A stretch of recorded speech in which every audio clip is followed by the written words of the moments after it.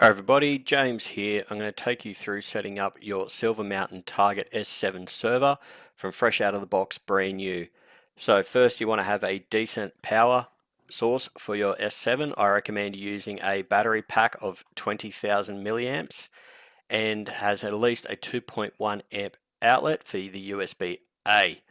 So what you're going to do after it's powered up, you're going to go to your Wi-Fi signal and you'll see Silver Mountain Targets.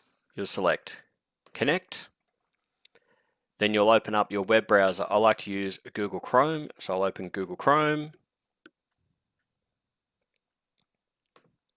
and type in the IP address of your Silver Mountain Target S7 server.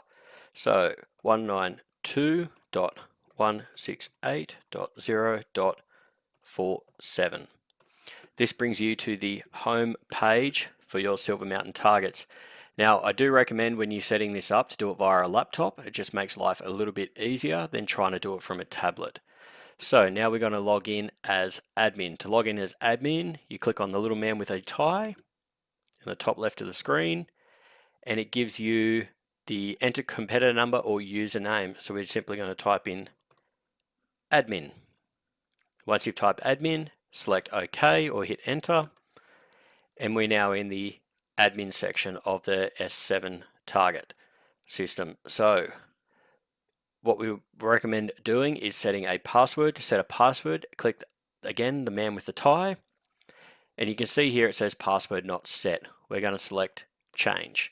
This is where you type in the password for your admin access to your S7 server. Now, make this a password that's one not easy to forget and one that other admin users within your club will be able to have the access to. You don't want anybody to be able to do the admin settings, because within here you can inadvertently save a string when you don't mean to, and that could be detrimental to the shooter's scoring. So put a password in, anything you like. For example, I'm going to use shooter. So you type your password in and then you hit OK.